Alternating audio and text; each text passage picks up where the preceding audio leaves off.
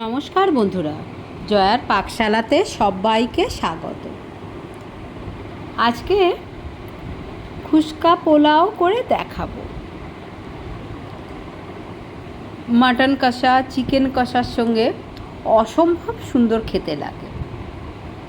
সামনেই দুর্গাপূজা, এই রকমভাবে নবমীতে খুশকা পোলাওর সঙ্গে মাটন কষা অসম্ভব সুন্দর লাগবে।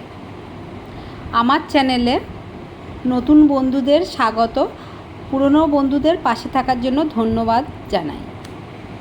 এর জন্য আমি 500 গ্রাম দেরাদুন রাইস নিয়ে ভালো করে ধুয়ে 3-4 বার জল পাল্টে নিয়েছি।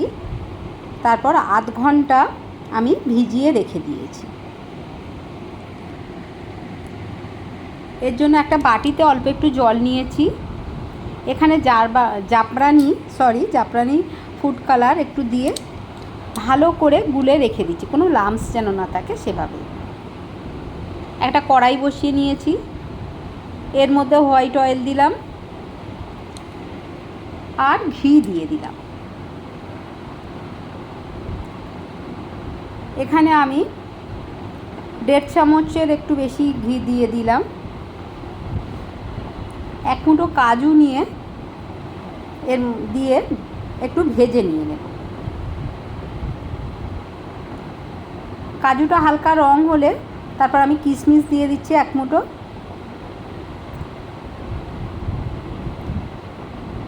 দুটো হালকা করে ভেজে নিন। পরিমাণটা আপনারা আপনাদের খুশি মতন বাড়াতে কমাতে পারেন। সবগুলো ভাজা হয়ে গেছে, তুলে নিলাম। ওই তেলের মধ্যেই আমি একটা পেঁয়াজ দিয়ে দিলাম।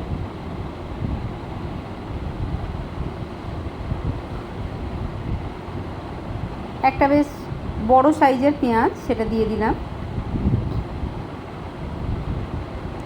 পেঁয়াজটা বেশ লালচে করে ভেজে নিই।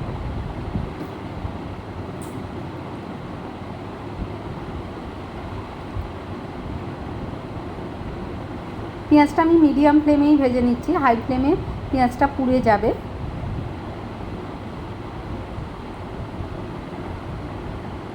পেঁয়াজে খুব সুন্দর গোল্ডেন কালার এসছে। এই সময় আমি ভাজা পেঁয়াজটা তুলে রাখলাম। আমি এটা বেরেস্তা করে নিয়ে নিলাম।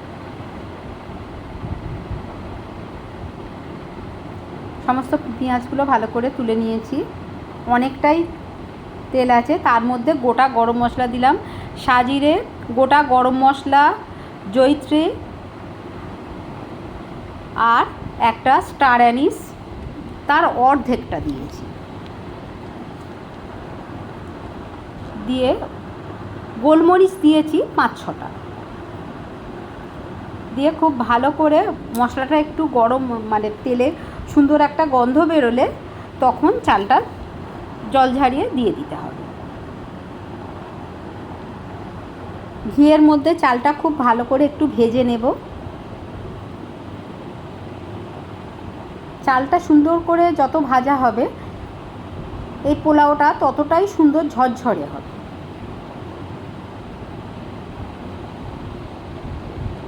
ভাজা হয়ে গেছে, আমি এখানে জল দিয়ে দিলাম। যতটা চাল হবে তার ডবল জল।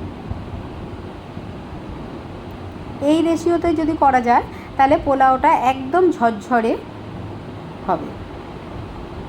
আমি নুন দিয়ে দিলাম 1 চামচ। খুব ভালো করে সব কিছু মিশিয়ে নিয়ে নেব। একটু ফুটে উঠলে আমি ঢাকা দিয়ে দিলাম। ভালো করে ফুটে গেলে তখন একদম লো ফ্লেমে এটা আমি 15 মিনিট হতে দেব। 15 মিনিট হয়ে গেছে।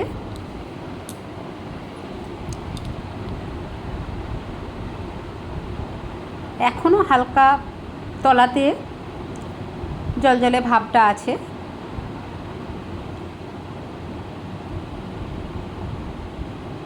এই সময় ওপর থেকে আমি বেরেস্তাটা দিয়ে দিলাম।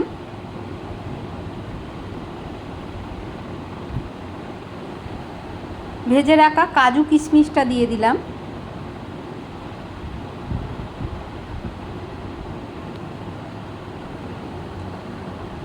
আর ভাতটা এই রকম মাঝে মাঝে একটু করে গর্ত করে নেব।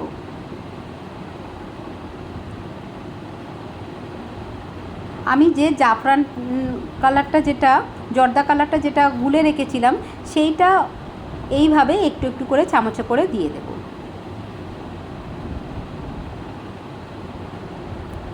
আর যেটুকু আছে সেটুকু ওপর থেকে হালকা করে একটু ছড়িয়ে দেব। এইভাবে দিলে কি হবে, কিছুটা হলুদ ভাত হবে, কিছুটা সাদা ভাত হবে। এটা দেখতে খুবই সুন্দর লাগে।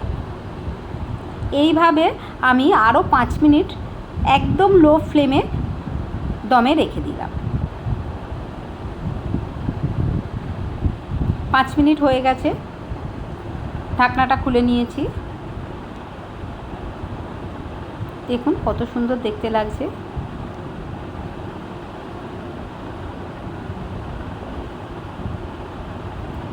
এটা হয়ে গেছে একদম। আমি একটা প্লেটে এটা সার্ভ করে নিচ্ছি।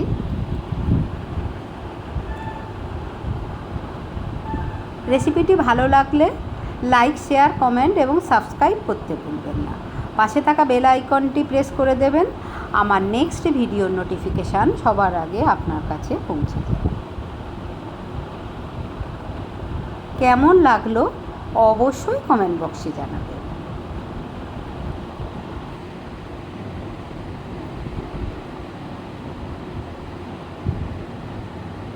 ভালো থাকবেন, সুস্থ থাকবেন। দেখা হচ্ছে নেক্সট ভিডিও।